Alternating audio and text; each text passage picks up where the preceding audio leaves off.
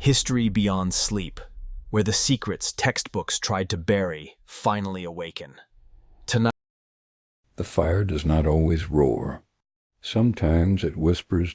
History, we are told, is written by victors, those who stand tall on battlefields or throne rooms with flags raised and scrolls signed.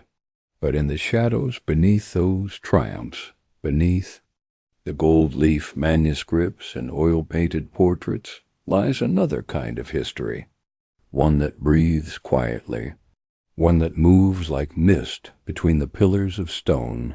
This is the story of a silent war, a war not of blood and empire, but of belief, knowledge, and invisible power, a hidden conflict between two forces cloaked in devotion, the Knights Templar and the Society of Jesus, known to most as the Jesuits. They never met on an open battlefield. They drew no swords against one another. But their visions for the world, for faith, and for power collided like tectonic plates beneath a sleeping earth. The Templars, with their crimson crosses stitched onto white mantles, rose in the 12th century as protectors of pilgrims and warriors of Christendom. They were more than monks, more than knights.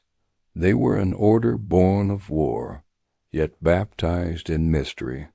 And as they amassed wealth, lands, and secrets, they became something far greater and far more dangerous. But the world turned. Fire consumed their last Grand Master, Jacques de Molay, and silence swallowed their name, at least on the surface. 2 centuries later, in the 1500s, as Europe cracked under the hammer of Reformation and royal rebellion, a new order emerged from the ashes of the old church.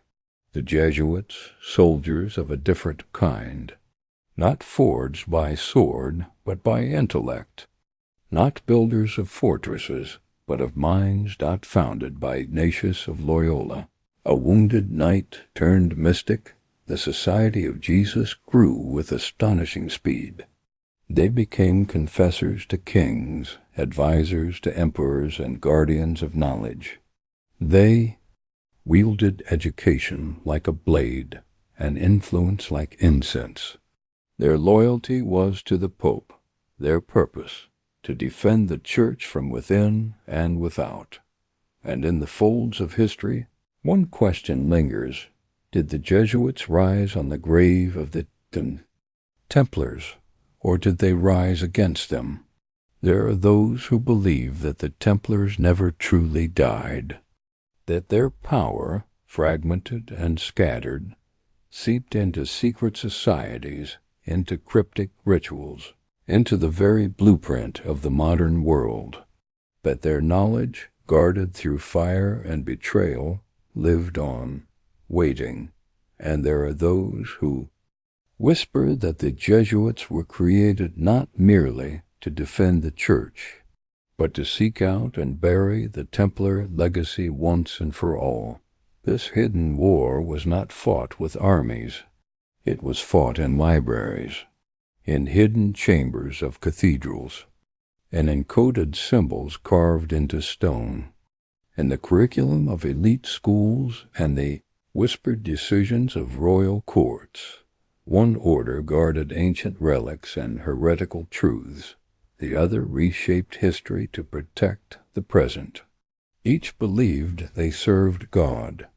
Each believed they preserved truth. But truth in such hands becomes a fragile thing. Tonight, we begin not with conclusions, but with a question. What happens when two great orders, both sworn to light, see different suns? And what if, in their silent war, they shaped the very world we now live in, without ever lifting a blade? So lie back. Let the hush of centuries wash over you. Let the dust of old scrolls and whispered oaths settle around you like soft snow. For the deeper you drift, the clearer it becomes, This is not just a story of the past. It is a story still unfolding in the quiet places of the world, where silence is not absence, but memory, they were not born from myth. But myth would follow them wherever they rode, long before the thunder of gunpowder and the sermons of reformers. A very different kind of Europe stirred beneath banners of red and white. The 11th century had cracked open like a brittle scroll, and across the lands, kings, clergy, and common men turned their eyes eastward, toward a land made holy by blood and belief. Jerusalem. It had become the symbol of all that was lost, and longed for sacred, distant, and desperately contested. And so began the Crusades, a march of steel and scripture, as Christendom tried to wrest the Holy Land from Muslim rule. But for those pilgrims who survived the journey through mountains, deserts, and foreign tongues, reaching Jerusalem did not mean safety. Bandits still prowled the roads, relics were stolen, churches were desecrated. Many arrived only to fall to the blade or the plague. Far from home, it was in this void of chaos that they emerged, the poor fellow soldiers of Christ and of the Temple of Solomon, later known simply as the Knights Templar. 9 men, humble yet solemn, swore their lives to protect the roads to Jerusalem. They took vows of poverty, chastity, and obedience, and they were given quarters atop the ruins of Solomon's temple, a place already soaked in myth and mystery. From those ancient stones they drew their name. From those ancient secrets, perhaps something more. The church approved, the kings applauded, and the pilgrims found hope in the sight of armored monks riding in disciplined ranks, bearing swords for God. But something else took root alongside their mission, something far more potent than their spears. Wealth. As the years passed, the Templars grew rich, unimaginably so. Nobles donated land, pilgrims deposited gold, kings entrusted them with treasuries. And in return, the Templars created something revolutionary, a banking system. They offered letters of credit that allowed pilgrims to travel without carrying coins and redeem their wealth upon arrival. They built fortresses across Europe and the Middle East. They trained in secret codes and guarded vaults of knowledge and treasure. They became trusted more than kings, and feared almost as much. The Templars were monks, yes, but they were also warriors, financiers, diplomats, architects, mystics, and perhaps something more. What did they find beneath the Temple of Solomon? Some whispered it was the Holy Grail, others the Ark of the Covenant. Some claimed they uncovered lost scrolls, sacred texts that could challenge the very foundations of the church. But the Templars spoke little. They lived under strict rule. Their rituals were private. Their archives were sealed. Their initiations whispered. Silence was their fortress. And yet, even fortresses fall. In France, King Philip IV found himself drowning in debt. Much of it owed to the Templars. He saw in them not piety, but power. And where power blooms unchecked, rulers grow anxious. He moved swiftly, ruthlessly. On Friday, October 13th, 1307, under the cloak of early dawn, Templars across France were arrested, charged with blasphemy, heresy, sorcery. They were accused of spitting on the cross, of kissing one another in the dark, of worshipping a bearded head known only as Baphomet. The confessions, many believe, were drawn from blood, extracted by torture. Still, the church turned its gaze away. and in 1312 the Pope formally disbanded the order. Their lands were seized, their commanderies burned, and their last Grand Master, Jacques de Molay, was burned alive on the banks of the Seine. But, as the flames rose, so too did legend. De Molay is said to have cursed both the king and the Pope from the pyre, and within a year both men were dead. But more curious still, much of the Templar treasure was never found, nor were many of their ships, nor all of their knights. Some vanished into exile, some into other orders, and some, it is said, into secrecy, carrying with them ancient truths no one was ever meant to see. The Templars disappeared from official history, but in the quiet places, the margins of dusty manuscripts, the symbols carved into forgotten cathedrals, their shadow remained, a red cross, a rider on 2 horses, a silence that feels too heavy to ignore. They were not just warriors, they were keepers of knowledge, of ritual, of flame, and even as centuries passed, and Europe changed its face, the embers of their fire smoldered on waiting. For what? Perhaps for someone to uncover them, but in the centuries that followed, another order would rise from within the very church that had watched the Templars fall, one that did not wear armor or ride into battle, but instead crept into schools, courts, and consciences.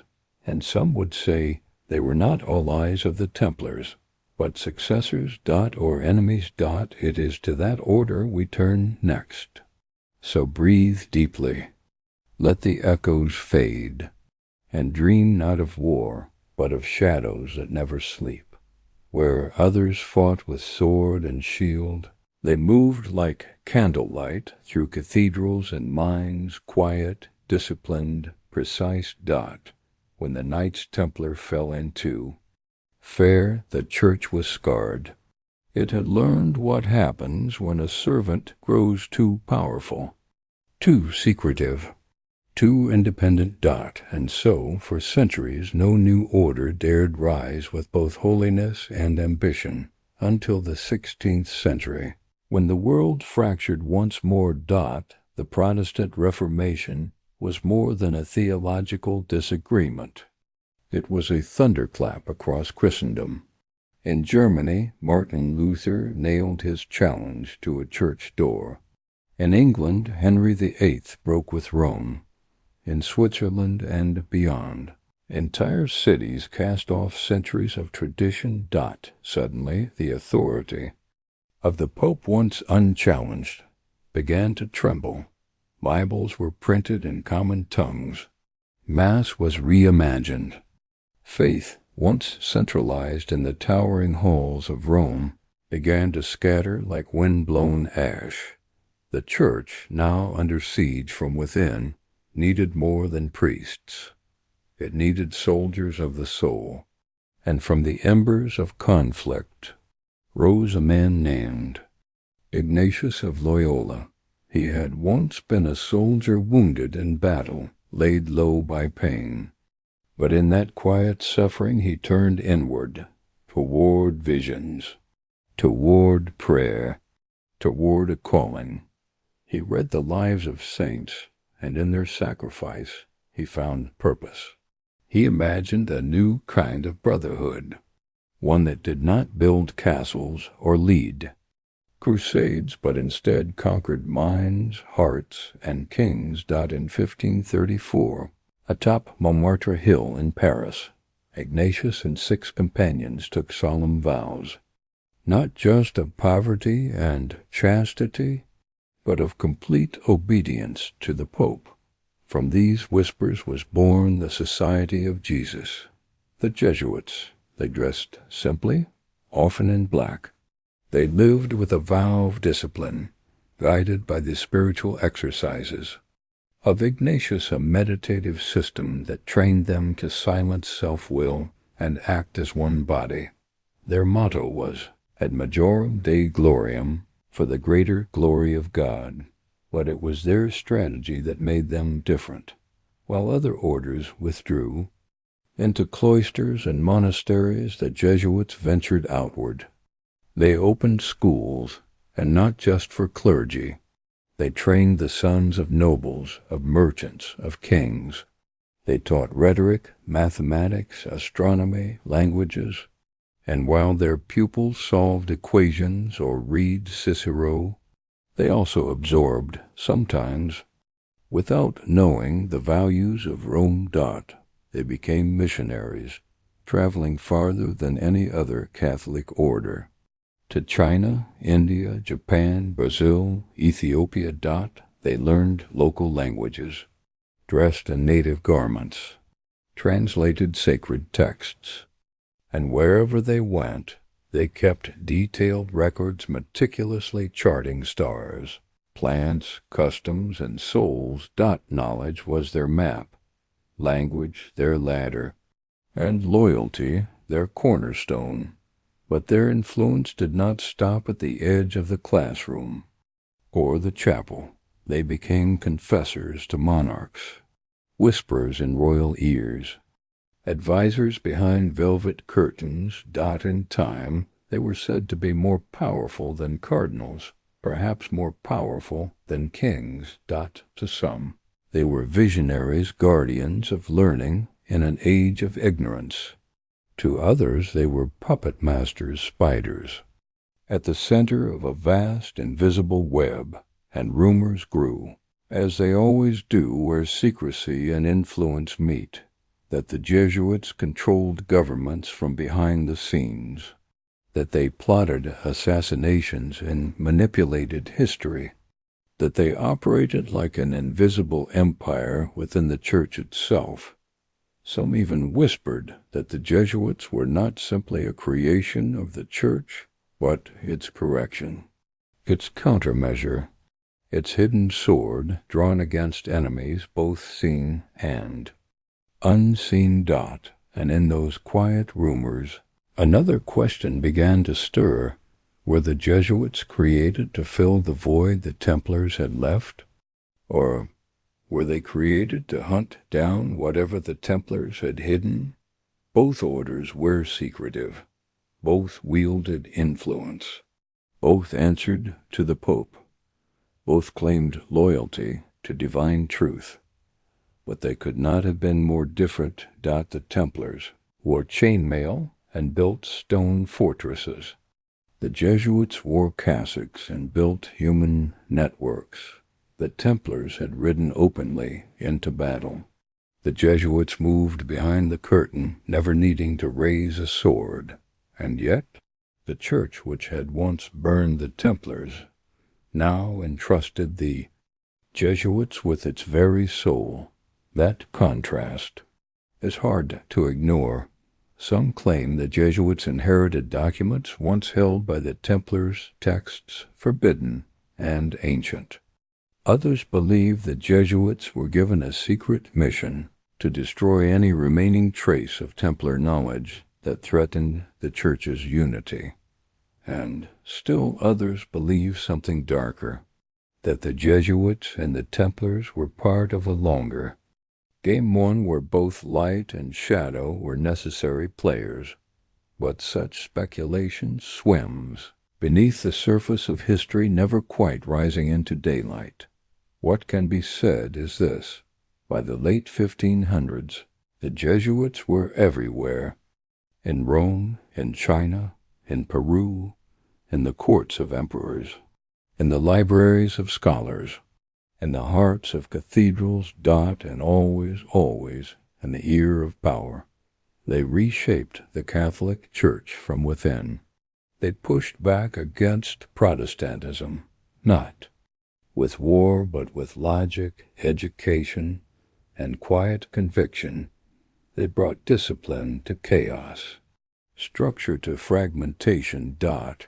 And they made many enemies, kings who feared their influence, scholars who questioned their motives, secret societies that saw them as rivals, and perhaps descendants of the Templars hidden in plain sight, who viewed the Jesuits not as allies in faith, but as oppressors of a buried truth.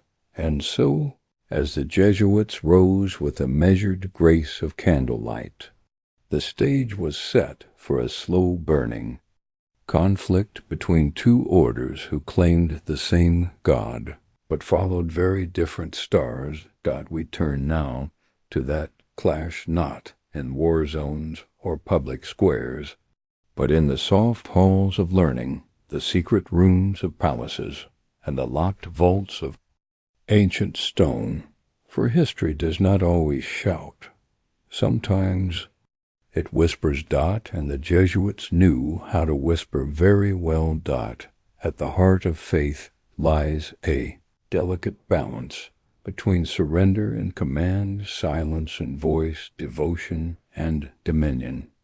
Two great orders, sworn to serve God, walked paths that often crossed, yet seldom met. The Knights Templar, bound by chivalry and war, carried swords and shields, their power forged in battle and blood oath.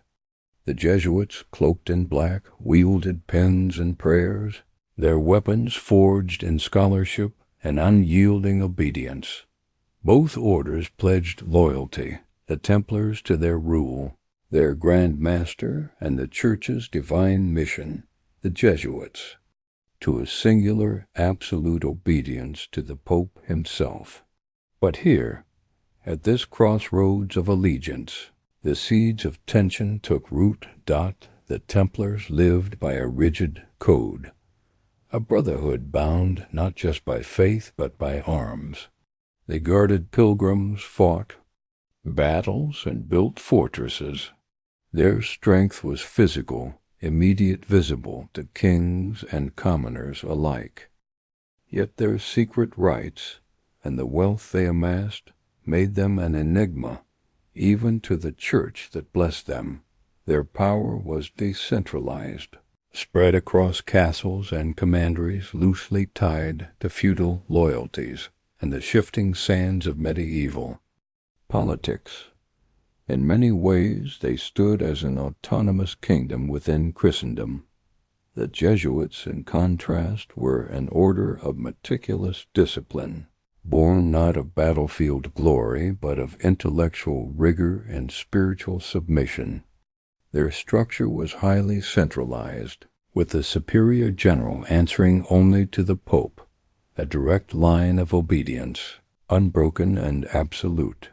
This unyielding loyalty to the pontiff granted them unparalleled influence, allowing them to intervene in courts, universities, and royal councils without question. Where the Templars rode openly in battle, the Jesuits moved quietly through shadows, their battles fought in classrooms, confessionals, and salons. The Templars embraced mysticism, tinged with the esoteric, their rituals shielded from all but initiates.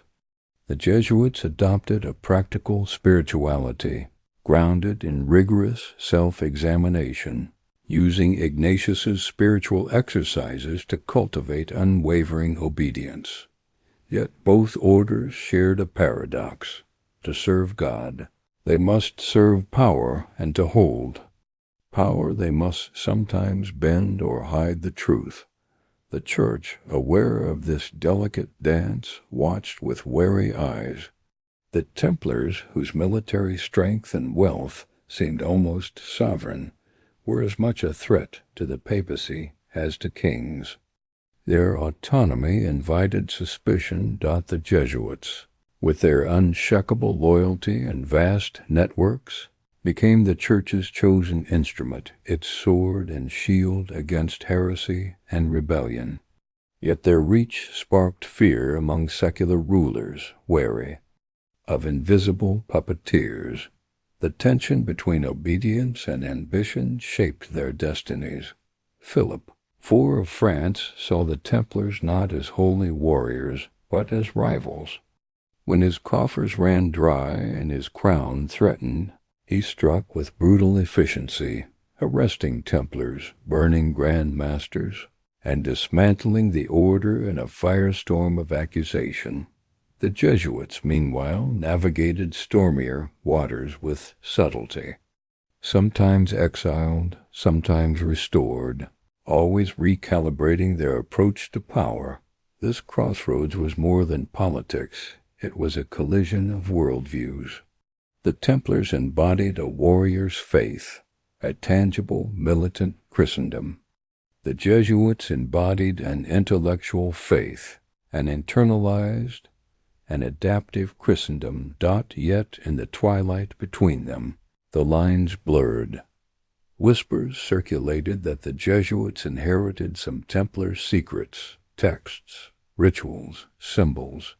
Some historians suggest a continuum, that the Jesuits emerged, in part as a response to the Templars' downfall, tasked with guarding not only the Church, but the mysteries the Templars once protected. Others argue the Jesuits were created to extinguish those mysteries forever, but the truth remains, veiled, hidden beneath layers of obedience and power. This tension between serving God and wielding power is a shadow that lingers still in the halls of ancient cathedrals and in the quiet corners of history. And so we come to understand faith and power are intertwined like roots beneath a forest floor, invisible, but shaping every tree, every breath of wind. As night deepens, let your thoughts drift to these silent crossroads, where loyalty is tested, power is measured, and the fate of empires trembles on the edge of a whispered word. Here the hidden war continues, not with swords or cannons, but in hearts and minds, forever poised between obedience and ambition. Rome does not forget. Beneath the marble arches and golden mosaics of the eternal city, time flows differently. It moves slow, like the drip of candle wax on ancient stone, and carries with it the echoes of 1,000 whispered secrets. The Vatican, heart of the Catholic Church, is not merely a place of worship, it is a fortress of memory, where every prayer, every decree, every betrayal is recorded in silence. The Church, at once divine and political, has always balanced on a razor's edge, a kingdom without armies, yet one that commands kings, a spiritual guide, yet a ruler of vast earthly domains. When the Knights Templar rose to power, Rome watched with a wary eye. These warrior monks, with their immense wealth and influence, were both a blessing and a threat. On one hand, they defended Christendom's most sacred lands. On the other, their autonomy and growing riches challenged papal authority. The grand tapestry of history remembers the night when Philip IV of France moved against the Templars, their mass arrests, trials, and fiery executions. Yet behind the scenes, the Vatican's role was complex and cautious.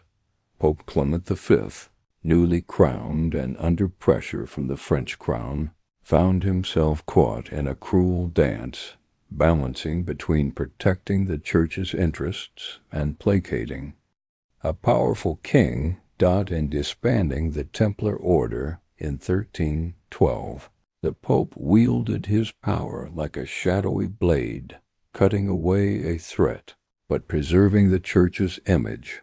But the fall of the Templars was not the end of their story. Rome remembered. Even as the order was suppressed, whispers spoke of hidden documents, treasures secreted away in remote monasteries, and surviving knights who vanished into the folds of other orders. Centuries passed, and a new order, the Jesuits, rose. Within the Church's embrace, Rome's long memory bore witness to their creation. The Society of Jesus was not born of happenstance, but of design, a response to the fractures shaking Christendom. The Jesuits embodied the Church's hope and its fears, the hope to reclaim souls lost to heresy, and the fear of losing control. Rome entrusted the Jesuits with power unparalleled, granting them the authority to educate, to advise monarchs, and to root out dissent. Yet this power came with expectations. The Jesuits were to serve as the Church's vigilant guardians, keepers of orthodoxy and silence, and the Vatican's archives, vast and impenetrable, became a silent battleground. Within their thick stone walls, ancient scrolls and codices lay, hidden some from the time of the Templars, some from even earlier. Historians have long speculated that Rome guarded secrets that could unravel the very foundation of the Church. The Vatican's secret archives, opened only to a chosen few, hold mysteries whispered about but never fully revealed. Could the knowledge once possessed by the Templars have found refuge here? Did the Jesuits gain access to these hidden vaults, tasked with protecting or burying these secrets? Rome's long memory is patient. It waits, through popes and councils, through wars and reforms, holding fast to its truths, its lies, and its silent wars.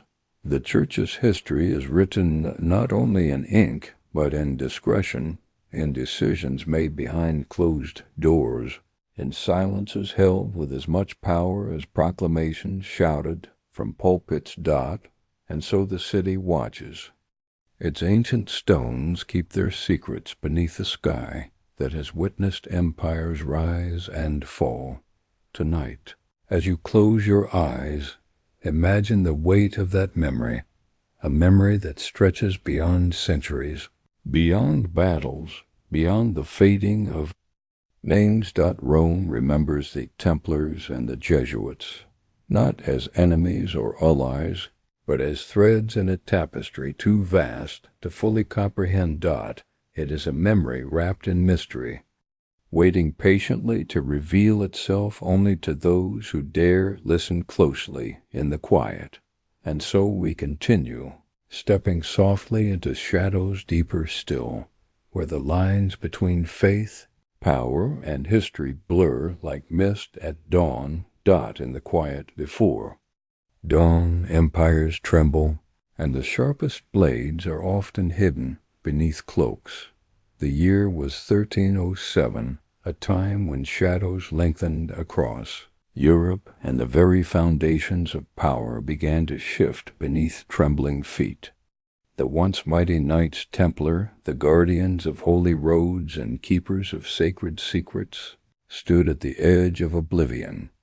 For nearly 2 centuries, they had thrived, fierce warriors and shrewd bankers, their influence reaching from the sunburnt deserts of the Holy Land to the cold stone halls of Europe's castles. Yet their strength had become their curse. King Philip IV of France, known to history as Philip the Fair, was a man of ambition and urgency. His coffers were drained by wars, and debts many owed to the Templars themselves. The Order's vast wealth was a tempting prize, and their autonomy a threat to his crown. Behind the polished mask of kingship lurked suspicion and fear. The Templars, with their secretive rituals and sworn loyalty to an unseen Grand Master, whispered of power beyond crowns and thrones. Their robes, white with red crosses, had become symbols of something far more potent and mysterious. So on a chilling October dawn, Philip set his plan in motion. On the 13th day of the month, the Templars across France were arrested simultaneously, an orchestrated strike as silent as it was brutal. The charges were grave and strange: heresy, idolatry, blasphemy. They were accused of renouncing Christ, spitting on the cross, and worshipping a shadowy figure named Baphomet, a name that would echo through centuries as a symbol of dark mystery. These accusations, however, were not born of truth but of power and fear. Under torture, many knights confessed to impossible crimes, confessions wrung from flesh and bone, whispered in desperation and pain. Jacques de Molay, the last Grand Master, stood defiant, refusing to admit to falsehoods. Yet even his courage could not save him from the flames. The Church, bound by politics and survival, could do little but watch. Pope Clement V, under the shadow of the French crown, hesitated, then reluctantly endorsed the dissolution of the order. In 1312, the Templars' lands and riches were seized, their homes razed, their legacy branded with suspicion. De Molay's final moments were said to be fierce and prophetic. From the pyre, his voice carried a curse, a whispered sentence that fate would not forget, that both the king and pope would soon face divine justice.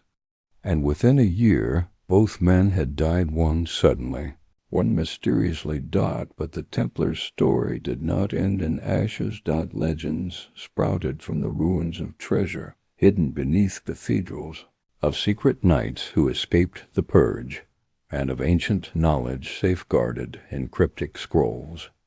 Some say the order transformed, weaving itself into other secret societies or noble bloodlines, waiting for a time when the world would be ready again. Others believe the Jesuits were sent to extinguish the last embers of the Templar flame too, guard against any spark that might ignite rebellion or heresy. The fall of the Templars was more than a political purge. It was a cleansing by fire and silence, an attempt to erase a power that no king or pope could fully control. Yet, as with all flames, the heat lingers. Tonight, as you rest, imagine the flicker of that fire, how it danced in secret vaults, behind locked doors, beneath centuries of dust.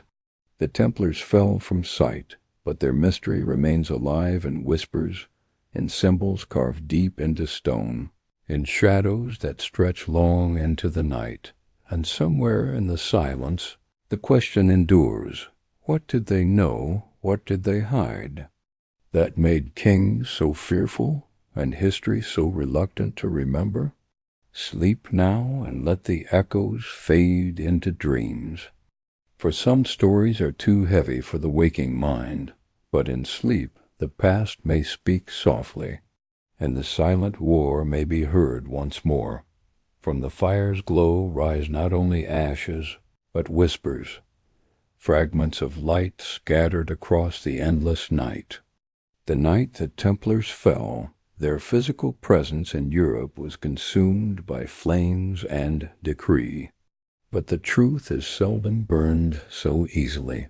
When an order so vast, so deeply entwined with power and mystery is crushed, something must survive. Like embers glowing beneath a cold ash bed, the Templars' legacy did not vanish, it transformed. The knights who escaped the purge vanished like ghosts into secret paths. Some sought refuge in faraway lands across the sea, into the mountains, or hidden cloisters unknown to kings. Rumors say that some fled to Scotland, where they found sanctuary among clans who honored ancient codes of loyalty. Others crossed into Eastern Europe, weaving into the tapestry of noble families whose bloodlines carried a secret inheritance.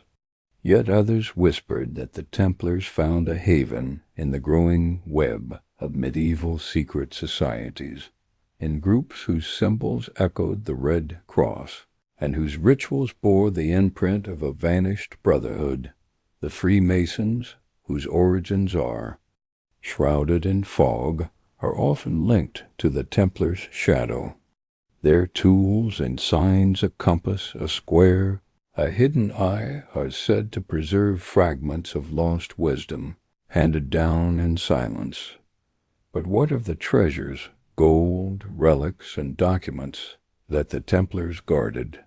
Official histories tell us much was seized by the Church or lost to time, but legends claim that some caches were secreted away, hidden in underground vaults, mountain caves, or beneath unsuspected cathedrals.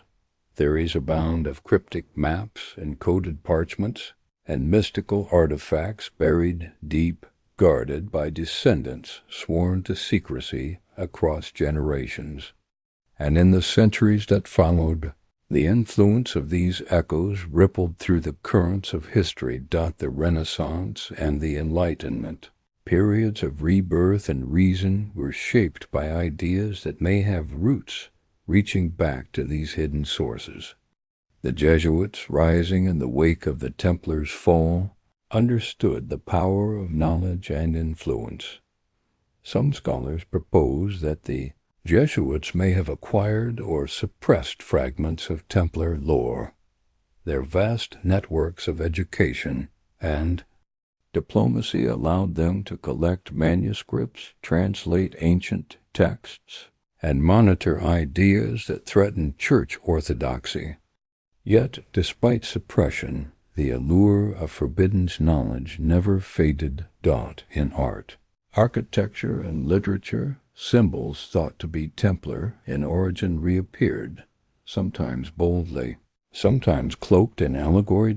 From Gothic cathedrals adorned with mysterious emblems to tales of hidden treasures in popular legend, the echoes of the Templars whisper still. The tension between concealment and revelation has continued for centuries. A dance of shadows where every secret invites another question. What was so dangerous about the knowledge the Templars held? Was it spiritual, political, scientific, or was it simply the power of a belief so pure and so potent that it unsettled kingdoms? As the years passed, the world changed, yet the invisible threads connecting past and present endured. The echoes of the Templars' flame faint, but unextinguished, continue to flicker beneath the surface of history. Tonight, as you settle into sleep's embrace, imagine those echoes, like soft footsteps on ancient stone corridors, like a breath held beneath the earth, like a story half told, waiting to be heard again. In the quiet spaces of the night, the ashes remember, and the whispers grow louder still. Some mirrors do not reflect the world as it is, but as those in power wish it to be. As the embers of the Templars smoldered beneath centuries of silence, another force rose with quiet, deliberate grace. The Society of Jesus, the Jesuits, were not warriors of the battlefield, but architects of thought, defenders of doctrine, and silent hands behind the shifting tides of empires. They did not ride with banners or bear shields into war. Instead, they trained minds, whispered in royal chambers, and bent history through the power of persuasion. They understood something profound. Control the narrative and you control memory. Control memory and you control the future. And so the Jesuits began to craft a mirror, not of glass, but of ideas, not to reflect, but to shape. A mirror that rewrote the past in carefully chosen ink, eliminating inconvenient truths and polishing events until they gleamed with church-sanctioned certainty. Jesuit schools flourished across Europe.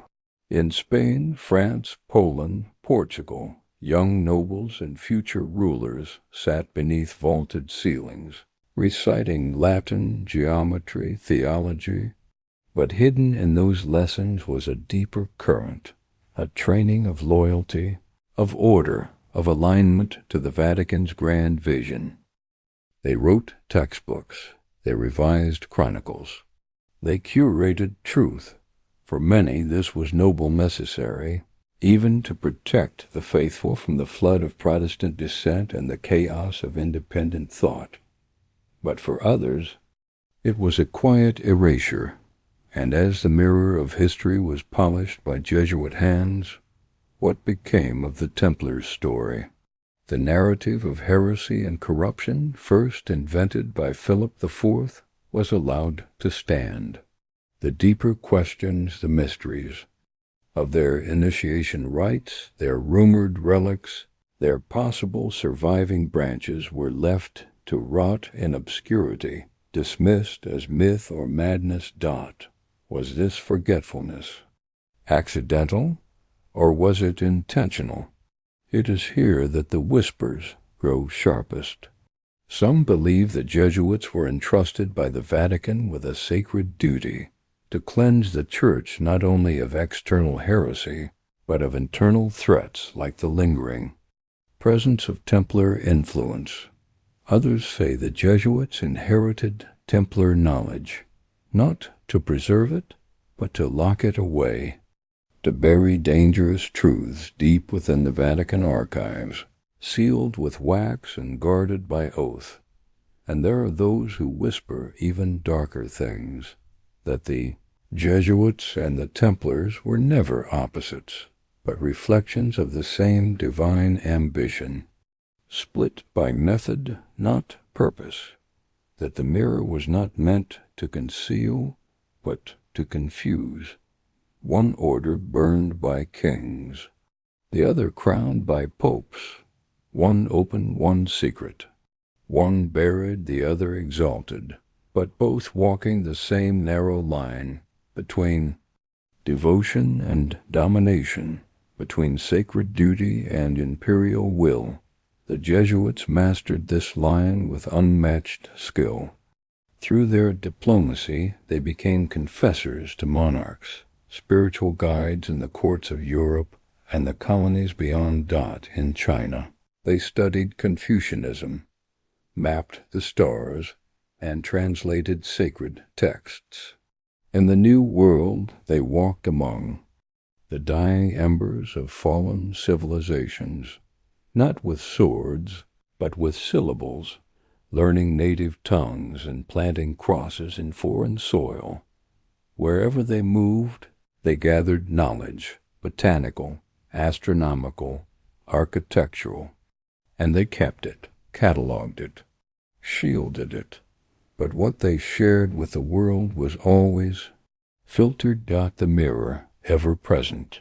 The Jesuits knew what the Templars had learned too late, that raw power invites ruin. But influence, subtle and sustained, can shape the very fabric of the world. So perhaps the Jesuits did not destroy the Templar legacy. Perhaps they absorbed it, translated it, tucked it into the margins of their own mission, not to silence it, but to wield it with greater care. And in doing so, they built a different kind of fortress, not of stone, but of minds. Tonight, as your thoughts begin to drift, consider the mirrors around you, the histories written in polished prose, the lessons learned from voices long gone, and ask, whose hand shaped them, whose silence chose what would be remembered and what would not. The Jesuit mirror remains hanging quietly in the Museum of Time, reflecting a world that is both truth and illusion. But if you gaze long enough and gently enough, you may catch a glimpse of what lies just behind the glass. When words are not safe, they become symbols. When symbols are not safe, they become silence. And sometimes silence is a language all its own. The Knights Templar may have fallen in fire and betrayal, but across old cathedrals, forgotten manuscripts, and worn stones, traces remain, not in names or records, but in the quiet language of ciphers. They were men of sword and scripture, but they were also men of knowledge, mathematics, astronomy, sacred geometry, and ancient tongues. They built their fortresses with precision, aligned to stars. They buried their truths behind walls of meaning few could decipher. And when the world turned against them, when kings branded them heretics and the church abandoned their cause, they did not fight in open battle. They folded their truths into codes, into symbols, into silence. From medieval Europe to the temples of Jerusalem, patterns began to emerge too deliberate to be accidents. The number 7, repeated in altar steps and columns. The double horse of their sealed 2 riders on one steed. The octagonal churches that echoed Islamic design yet held Christian relics. And the cross patee, wide-armed and flaring, carved not just in stone, but encoded into distances between. Chapels, towers, and tombs dot in these subtle alignments. Researchers and dreamers have uncovered a different map, one hidden beneath the one we are taught, a map not of lands, but of ideas, of truths hidden to protect both the bearer and the seeker. God, this is the Templar cipher, not a single code, but a language of concealment. A tapestry of symbols, spatial alignments, numerological hints, and geometric markers designed to preserve sacred knowledge across time, even if the voices who once spoke it were silenced. Some believe it guarded relics, the Holy Grail, the Ark of the Covenant, the head of John the Baptist. Others believe it guarded knowledge, texts inherited from the early church, or from even older sources, Gnostic Gospels, Egyptian mysteries, or pre-Christian cosmoogie stat when the Templars fell. Their libraries vanished, but some documents survived, smuggled out, disguised as mundane records, coded in ways only initiates could read. Centuries later, fragments began to resurface in abbeys long abandoned, in paintings where light falls unnaturally, in floor plans of churches that match no known theology, but whisper instead of something older. And hidden in southern France, the village of Rennes-le-Château became the epicenter of such whispers. Its priest, Berenger Saunière, came upon a mysterious discovery, and thereafter lived in strange wealth and secrecy. Though his lips remained sealed, some believe he uncovered a fragment of the cipher, or perhaps a vault, and knew enough to keep it buried. Across the world, the rose line aligned with ancient solstices, traces a path through churches and landmarkers associated with the Templars.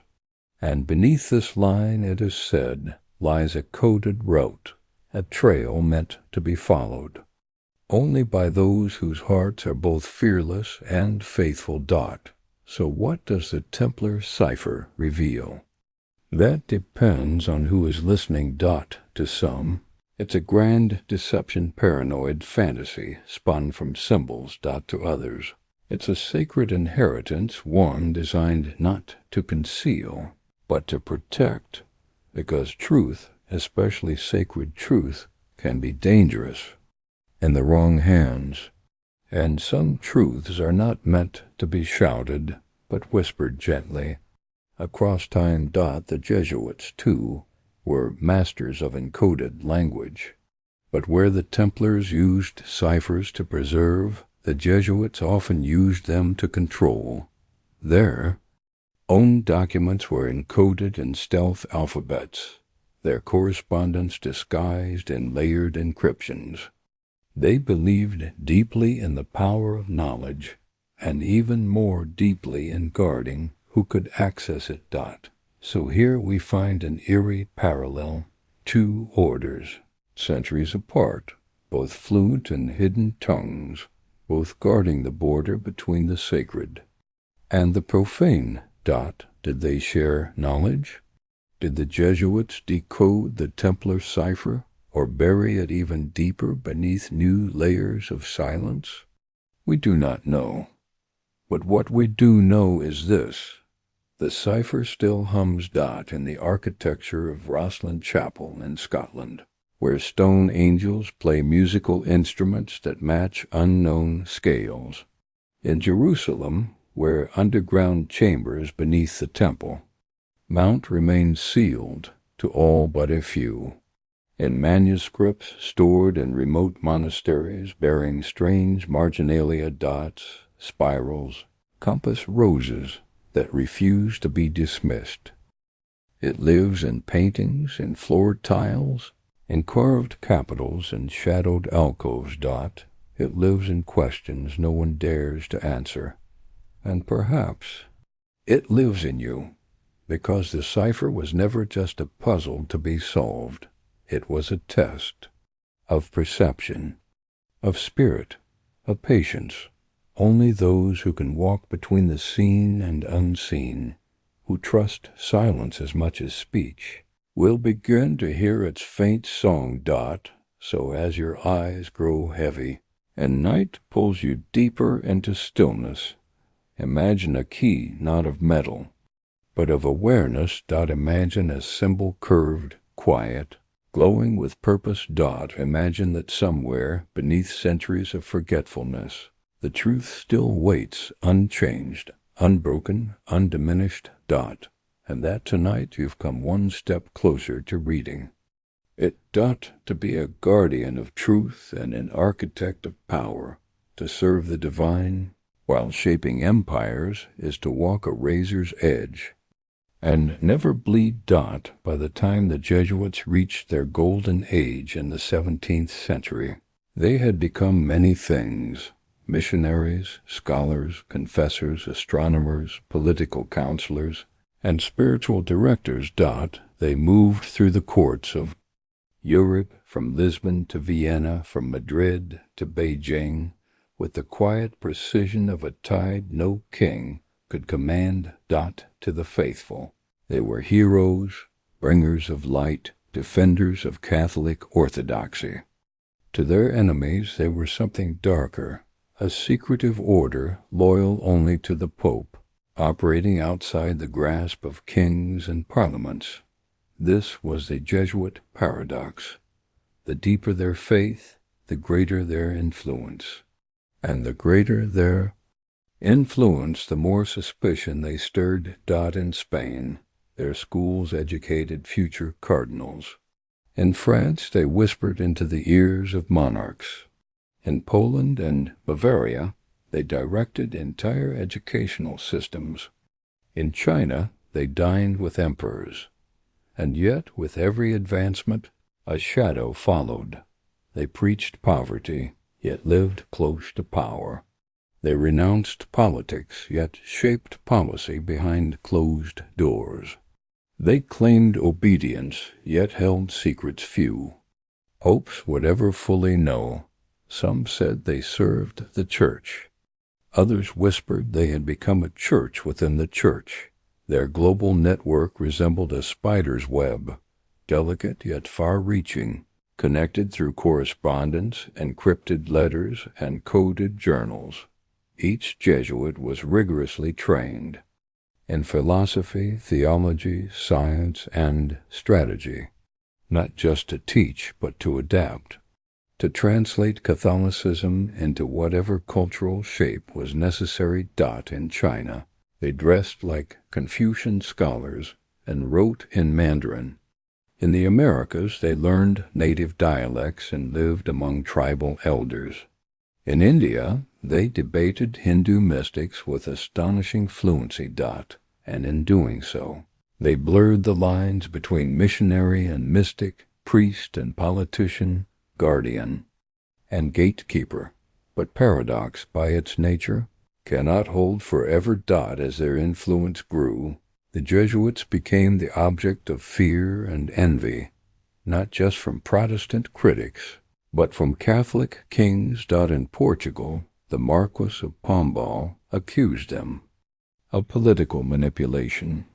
In France, Enlightenment thinkers saw them as enemies of reason.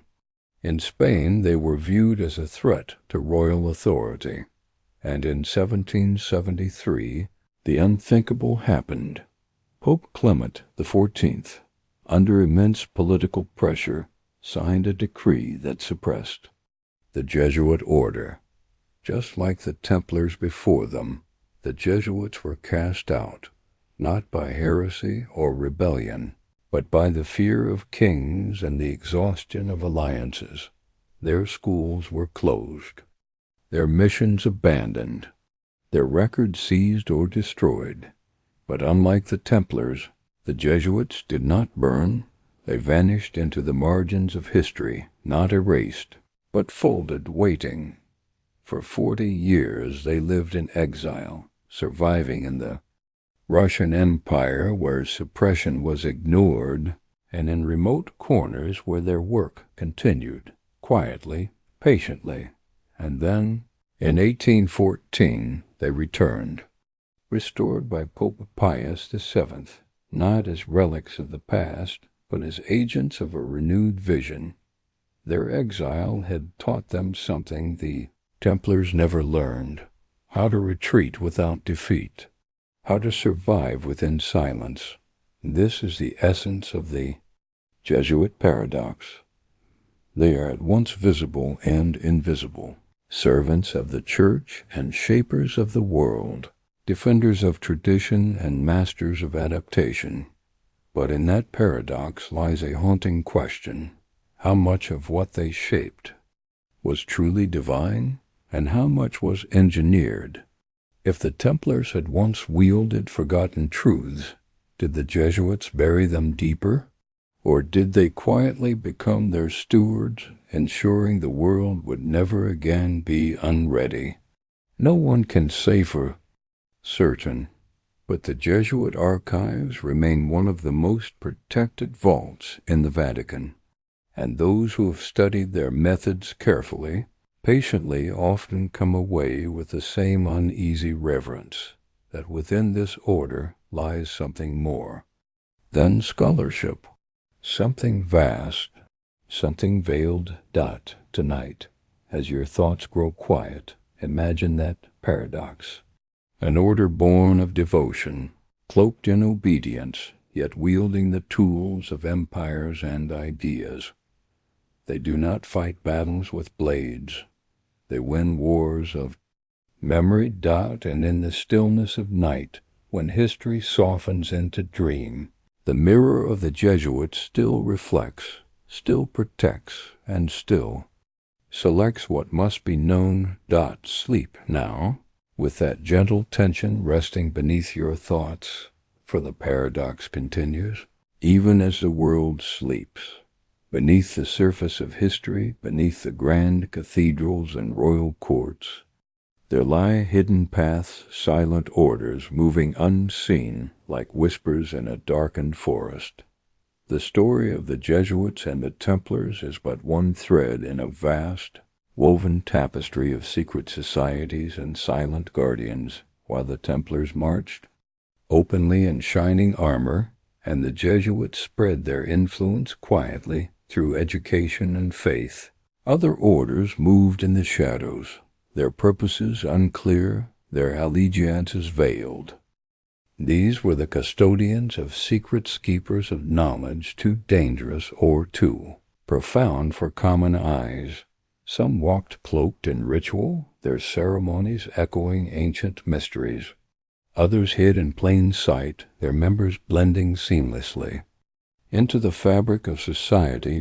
From the Rosicrucians, with their mystical blend of alchemy and philosophy, to the Freemasons, whose symbols trace back through centuries, the silent orders share a common goal: to guard the hidden wisdom of the ages.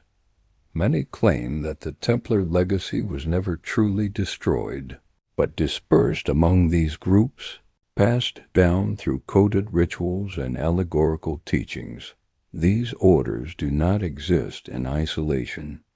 They weave through one another, sometimes as allies, sometimes as rivals, in a delicate dance of secrecy and influence. Their symbols, pentagrams, roses, compasses, and crosses, are scattered across Europe's ancient architecture, each a silent signature, a clue left for those who dare to look. The Jesuits, while not secret societies themselves, knew well the language of symbols and the power of ritual. Their spiritual exercises and vows demanded not only obedience, but an intimate understanding of the inner life, a disciplined silence that mirrors the secrecy of these hidden groups.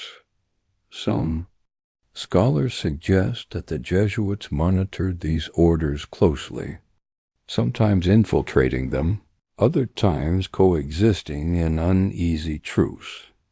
They understood that knowledge is power, but so is discretion.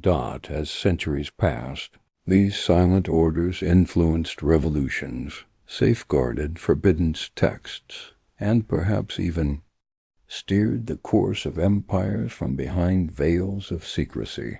Their paths are not mapped in history books, but in whispered legends and coded manuscripts. In the darkness, they maintained the balance between revelation and concealment, between chaos and order, between the visible world and the mysteries beneath. Tonight, as your mind drifts, imagine these hidden paths, narrow trails through dense forests, worn, smooth by footsteps no one sees. Hear the soft murmur of voices exchanged in secret chambers, the flicker of candlelight on ancient faces, the rustle of pages turned in quiet monasteries. These silent orders hold their vigil still, guardians of shadows, custodians of forgotten truths, and perhaps in your dreams you will follow their footsteps and glimpse the mysteries that history has chosen to hide. In the quiet corridors, behind marble thrones and stained glass windows, there exists a council unseen by most, a gathering where power whispers in shadows and destinies are quietly forged. Throughout history, power has often been wielded, not in public halls or royal courts, but in secret meetings where a few voices carry the weight of nations. The notion of a shadow council, an invisible hand guiding the tides of history, has fascinated and frightened generations. For centuries, the Jesuits have been rumored to form such councils within the Church's inner sanctums. Some say these gatherings convene in hidden rooms beneath the Vatican, their membership drawn from the most trusted clergy and advisors, their agendas veiled beneath layers of doctrine and discretion. The council is said to advise the Pope on matters far beyond the spiritual, including diplomacy, espionage, and the management of information that could shake empires. It is a council where ancient knowledge meets modern strategy, where faith is both a weapon and a shield. The Jesuits' unparalleled access to royalty, nobility, and scholars gave them the unique position to influence this hidden governance. Their networks extended across continents, from the courts of Europe to the palaces of Asia and the Americas. Within the council, decisions about which secrets to reveal, which to bury, and which to use as leverage were made with a calculated precision. But the Shadow Council was no monolith. It contained factions, each with differing visions for the Church and the world. Some sought reform and openness, hoping to steer the Church towards enlightenment. Others favored silence and control, guarding mysteries to preserve their power. The Templars, long before, had faced similar divisions between warriors and mystics, between loyalty and ambition. These echoes reverberated through the councils' chambers, a reminder that history is never fully rewritten. Some historians speculate that the council played a role in orchestrating the suppression of both the Templars and, later, the Jesuits themselves. They operated with an understanding that Some truth, if revealed too soon, could unravel the very fabric of society. Yet, despite their secrecy, the council's influence was not absolute. Rival powers, the monarchies, emerging nation-states, and even other religious groups challenged their authority. This constant tension kept the council vigilant, always balancing the line between revelation and concealment. The Shadow Council's story is one of paradox and patience. Its members carry the burden of knowledge, knowing that the world may never fully understand their motives or methods. Tonight, as the world sleeps beneath the same stars that once guided the Templars, imagine the whispers that flow through these hidden chambers. Listen closely, not to loud declarations, but to the soft rustling of pages turned, the quiet exchange of counsel, and the subtle shifting of power beneath the surface of history. The Shadow Council endures not as a myth, nor mere conspiracy, but as a silent force shaping the tides of faith and power. And as your eyelids grow heavy, rest with the thought that in the deepest shadows there are those who watch, who guide, and who wait until the time is right to reveal the hidden truths once more. There are libraries that open their doors to sunlight, and there are libraries that never see the day. The latter are not meant for the curious, but for the chosen.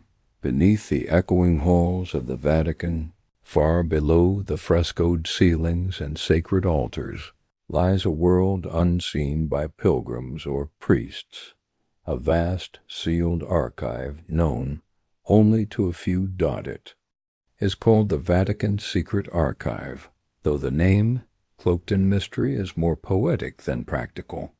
Its true Latin title, Archivum Secretum Vaticanum, simply means the private archive of the Pope, but secret in its deepest sense still holds. Behind its heavy doors and guarded thresholds lies a collection so immense, so carefully curated, across centuries that even the most devoted scholars can only glimpse its surface. Thousands of scrolls, letters, decrees, and codices line the shelves, stretching across miles of corridors hidden from time. Among them are papal bulls, correspondence with emperors, trial records from the Inquisition, and documents never meant for public eyes. Whispers persist that somewhere in this subterranean labyrinth are volumes marked not with titles, but with symbols. Some believe these are Templar manuscripts, salvaged before the flames of persecution reached their gates. Others hint at pre-Christian texts, gospels that tell of a different Messiah, or scrolls that speak of cosmic knowledge now called heresy. Then there are the stories of the Jesuit vaults, sections of the archive entrusted to the Society of Jesus, guarded not just by walls and locks, but by oaths as ancient as Rome. These Jesuit-protected tomes are said to contain maps not drawn with borders, but with stars and sigils, texts from distant lands and cryptic languages, recording what the Church deemed too dangerous to destroy, yet too powerful to reveal. Could there be a record of what the Templars found beneath Jerusalem? A description of relics too sacred or too terrifying to expose? Could the Jesuits have studied these artifacts not to share them, but to bury them deeper within layers of interpretation and myth? Access to this library is tightly controlled. Only approved scholars may enter, and even then they must request documents by title, not by content. But what of the books no one is allowed to know exist? How do you request a truth that has no name? Over the centuries, a handful of scholars and cardinals have come forward with tales of their brief, haunting glimpses inside, One described a room filled with boxes marked only with alchemical symbols. Others spoke of a book, bound in faded red leather, written in a language that resembled no known script. Another claimed to have seen a map, not of the earth, but of a celestial architecture with points of convergence and spiritual gateways, all of them left changed. Most never spoke again. The Forbidden's library, as it's sometimes called in Whispers, is more than just a room. It is a silence wrapped in stone. It is the place where the church stores what it cannot explain, what it dares not condemn, and what it fears to forget. And in this silence the legacy of both the Templars and the Jesuits may live on, not as legends, but as facts. Too volatile for daylight. Tonight, as you drift into sleep, imagine walking through that vault alone. Your footsteps echo against marble and dust. The air is thick with incense and thyme. You reach a shelf unmarked, untouched. Your fingers brush a spine, and somewhere deep in the hush a secret breathes. Not all libraries are meant to be read. Some are meant to remember what the world was not ready to know. And perhaps, in dreams, we are allowed to read what waking minds were never meant to hold. To chart a map is not merely to describe the land. It is to define the world, to decide what is known and what remains hidden. In the age when the world was still being measured, when oceans were guessed at and continents only partially imagined, there emerged a group of men who drew with more than ink and compass. They were the Jesuit cartographers, missionaries, yes, but also scientists, astronomers, and chroniclers of a world not yet complete. While the Templars once guarded Jerusalem's sacred geometry, the Jesuits, centuries later, mapped not holy lands, but the entire spinning globe. Their work began in silence in dimly lit libraries, with star charts spread over parchment, and in quiet observation towers, watching the sky move like a slow-breathing beast. But soon they set forth across the known and unknown earth. In China, Jesuit scholars like Matteo Ricci became trusted advisors to emperors. They brought European instruments, maps of the heavens, and methods for precise calculation, but they did not impose. They translated not just language, but worldview. Ricci drew maps where China stood at the center, surrounded by Europe, India, Africa, an offering of dignity, not dominance. In doing so, he earned access to the Forbidden City, and in its heart taught mathematics, astronomy, and cosmology to imperial minds. Elsewhere, Jesuit cartographers crossed the Amazon, navigated the Himalayas, and charted the archipelagos of the Pacific. Their journals filled not only with coordinates, but with observations of flora, language, weather, and stars. To map the world was, for them, a divine act, to find order in God's creation, to reconcile faith with fact. But not every boundary they drew was neutral. To decide what exists and where it begins is to claim ownership, not just of territory, but of truth. The Jesuits knew this well. They were not merely explorers. They were agents of spiritual diplomacy, planting crosses alongside compass roses. In some corners of the world, they are remembered as gentle scholars, curious and respectful. In others, they are remembered as agents of conversion, polite, perhaps, but persistent.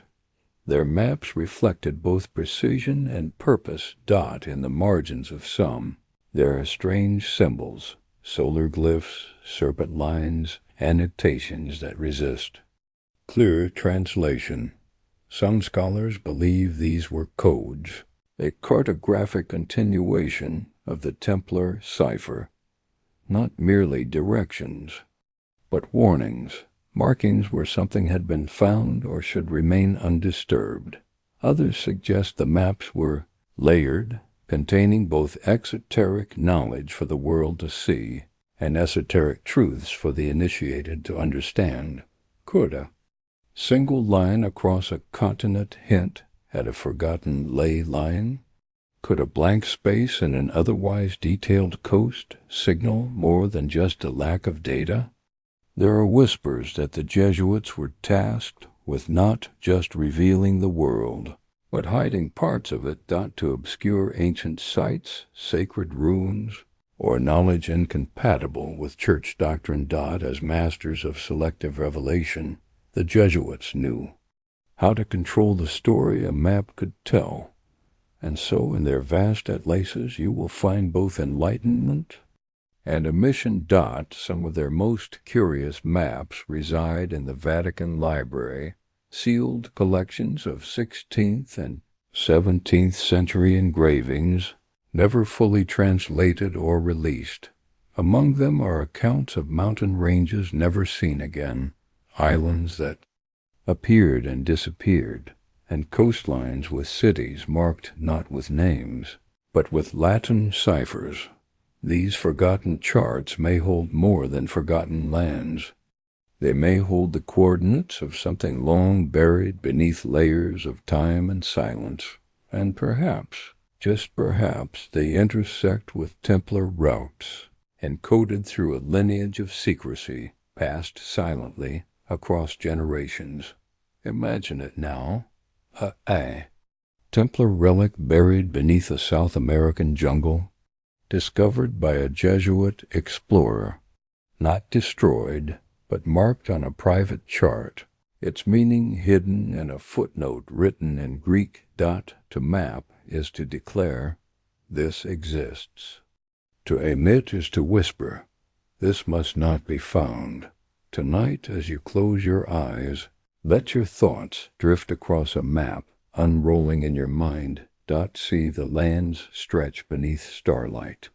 Trace the ink of forgotten hands, Jesuit, Templar, or otherwise. Follow the quiet trail between the known and the unspeakable.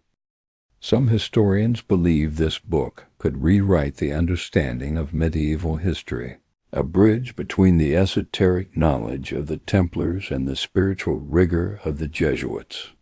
Others warn it is a myth, a dream born from the desperation of a people crushed by fire. Yet the mountain keeps its secrets with unwavering silence. The vault's protections are said to be more than stone and earth.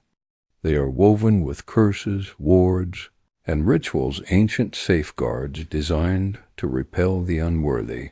Stories tell of explorers who approached too boldly, only to be turned away by sudden storms, unseen barriers, or overwhelming dread. The intertwining histories of Montségur, the Templars, and the Jesuits suggest a continuum of passing of the flame, from knights to priests, from warriors of faith to scholars of the spirit. The guardianship of this vault has been passed carefully, always in shadow, always in trust. Tonight, as the night deepens and your breathing slows, imagine the wind high on Montségur's peak, cold, ancient, carrying the weight of centuries. Imagine the rock beneath your feet, solid, silent, yet alive with memory. Picture a door hidden in plain sight, its hinges creaking softly in the breath of the mountain.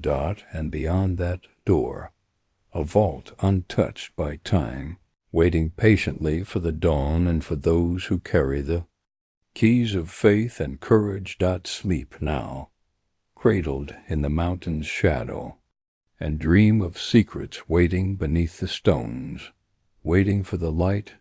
In the quiet places where history breathes softly, there burns a flame that never fades, a light passed from hand to hand, guarded through centuries of shadow and silence. This is the eternal flame, not a fire kindled by wood or oil, but a symbol of enduring faith, knowledge, and the unbroken spirit of those who came before. From the days of the Knights Templar to the secretive Jesuit missions, this flame has flickered in hidden sanctuaries, sacred rituals, and whispered oaths. It represents a spark of truth, fragile, yet fierce enough to survive persecution, war, and time itself. Legends say that the Templars carried this flame from the Holy Land, a sacred light kindled at the Temple of Solomon, where the mysteries of God were said to dwell. When the order was shattered, the flame did not die. It was concealed past through clandestine ceremonies, entrusted to bloodlines and silent orders. The Jesuits, inheritors of the guardianship of knowledge, rekindled the flame in new ways, through education, exploration, and spiritual discipline. Their missions, far-flung and daring, were torches lighting the dark corners of the world, carrying hope and secrets across oceans and continents. But the eternal flame is also a test. It demands vigilance and faith. It asks of its guardians a sacrifice beyond the physical, a commitment to truth even when it means silence, isolation, or danger. Throughout history, many have sought to capture this flame for their own ends. Kings and tyrants have tried to seize it, to harness its power for conquest or control. False prophets have claimed its light, twisting it into shadows. Yet the flame endures. It is not a trophy to be held, but a living presence to be honored. Tonight, as darkness settles and your breath slows, imagine this flame glowing softly within you, a quiet beacon in the night. Feel its warmth spreading through your thoughts, a gentle reminder that no matter the silence or the shadows, some lights cannot be extinguished. And as sleep takes you gently in its arms, know that this eternal flame flickers still, waiting to be discovered, cherished, and passed on once more. There are truths too fragile for daylight, secrets wrapped in layers of quiet, hidden beneath a veil woven by time and trust. The veil of silence is not merely absence of sound. It is a sacred shroud, a protection for knowledge too powerful or dangerous to speak aloud. Both the Templars and the Jesuits mastered this delicate art, knowing when to speak, when to act, and when to retreat into shadow. The Templars, after their downfall, folded their wisdom into silence. They left behind not only runes, but riddles, messages only the patient could decode. The Jesuits, in turn, adopted silence as a tool and a shield. Their whispered counsels, coded letters, and unspoken understandings forming a lattice of secrecy. Silence became a language. In that silence, loyalty was tested, faith was refined, and truths were preserved. Yet silence is also a burden. It isolates those who bear it, dividing the initiated from the uninitiated, the guardians from the seekers. Many who have been entrusted with secret knowledge have paid a high price: exile, suspicion, or worse. And still they hold the veil close, because breaking it could unravel centuries of careful balance. Tonight, as your world grows still, imagine this veil descending softly, like twilight folding over the earth. Feel its coolness, its gentle weight. Know that silence does not mean absence. It means protection. And in that protection, some truths are kept safe, waiting for the moment when they can be gently unveiled. Sleep now beneath this veil, held by its quiet embrace, knowing that sometimes the deepest truths are those spoken. In silence, every story has its twilight, a final whisper before the silence. And some truths are entrusted not to stone or parchment, but to a last testament, a message folded in shadows, waiting patiently to be heard.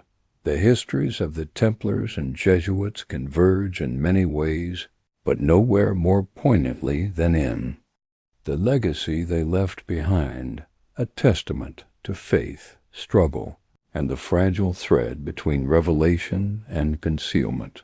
For the Templars, the last testament was not a book or a decree, but a set of promises etched in loyalty and sacrifice, spoken in the flickering candlelight of their final nights. These were words meant to guide the few who survived the fall, to keep their secrets alive when the world seemed bent on erasing them. Centuries later, the Jesuits inherited a similar burden. Their own last testaments took the form of vows, letters, and coded manuscripts, passed from one generation to the next in whispers and hidden chambers. This testament was a reminder that the pursuit of knowledge and truth is eternal, but must be balanced with humility and care. It warned of the dangers of power unchecked, and the price of secrets kept too long.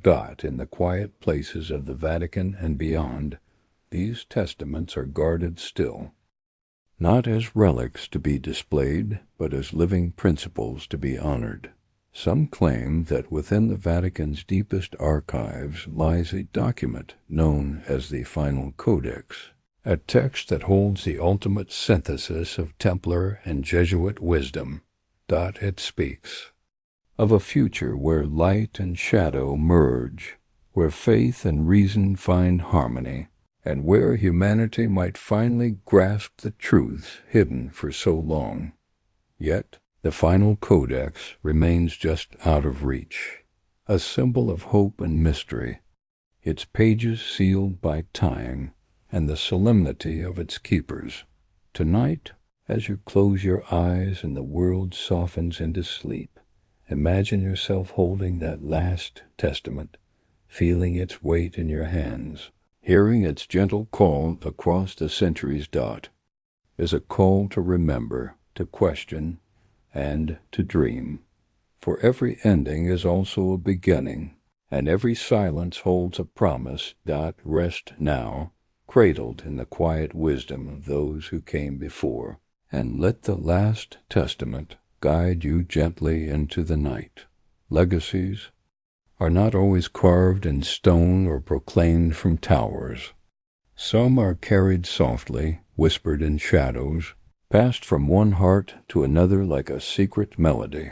The story of the Jesuits and the Templars does not end with their fall or their triumph, but continues quietly in the lives of those who carry their memory forward. In towns and villages, in cloisters and classrooms, there are those who feel the weight of this legacy, not in grand gestures, but in subtle acts of faith, knowledge, and perseverance. It lives in the scholar who pores over faded manuscripts by candlelight, seeking truths lost to time. It lives in the humble teacher guiding young minds to question and explore, to balance devotion with inquiry. It lives in the silent vow of those who guard their family's past, knowing that history is both burden and gift. This whispered legacy is neither boastful nor loud. It is a thread woven through centuries, fragile yet unbreakable. Those who carry it do so with reverence, aware that they are part of a story greater than themselves. Sometimes the legacy calls across generations, a name, a symbol, a ritual that resurfaces in unexpected ways. Sometimes it manifests in moments of quiet courage, when the truth is protected not with swords, but with patience and wisdom. The Jesuits, with their emphasis on education and discipline, ensured that their legacy would be one of transformation, a steady flame lighting the path of knowledge. The Templars, through their bloodlines and oaths, left a legacy of faith tested by fire and time. Together, they remind us that legacies are living things, shaped not only by history, but by those who choose to remember. Tonight, as your eyes grow heavy and your breath slows, imagine yourself part of this whispered legacy, a quiet guardian in the unfolding story. Feel the gentle connection between past and present, between silence and voice, and rest, knowing that even in the quietest whispers there is strength and there is hope. Sleep now, wrapped in the soft echo of those who came before, and let their legacy carry you gently into dreams. As the night deepens and shadows grow long, there comes a moment when all truths must rest beneath a final veil, a gentle curtain drawn not to hide, but to protect what the world is not yet ready to see. The histories of the Jesuits and Templars are filled with such veils, layers of secrecy wrapped in ceremony, silence, and sacred trust. This final veil is not an ending, but a pause, a quiet space where mysteries wait patiently. Behind it lie the greatest secrets, truths that could change understanding, yet also carry the weight of consequence. Those who guard this veil are the last keepers, keepers of balance between revelation and concealment.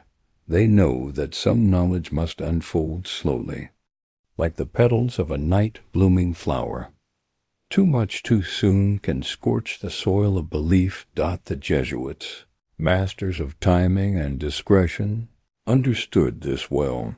They practiced the art of gradual unveiling, educating, exploring, and preparing the world step by step. The Templars, too, respected the power of the veil, knowing when to draw their swords and when to retreat into silence. Across centuries, the veil has shifted and changed shape, sometimes thin and translucent, sometimes thick and impenetrable. Protects relics and documents, yes, but also the hearts and minds of those who hold these truths. To lift the veil too soon risks unraveling not just secrets, but the faith and hope built around them. Yet, a veil is never permanent. It moves with time, with readiness, with the tides of history. Perhaps one day the final veil will lift, revealing the full tapestry woven by these silent guardians. Until then, it remains a promise, a sacred pause, inviting patience and trust. Tonight, as you drift into sleep, imagine yourself standing before this veil, soft, luminous, and alive. Feel its gentle fold brushing against your skin, a reminder that some mysteries must rest, held safe in the quiet between waking and dreaming. Rest now, cradled by the final veil, and let your dreams carry you beyond it, into the vast, unfolding silence of the night.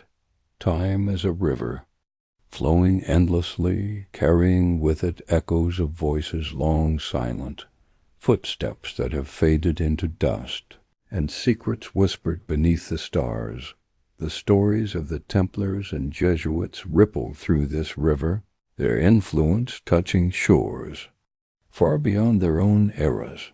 Though centuries have passed, their echoes remain in architecture and ritual.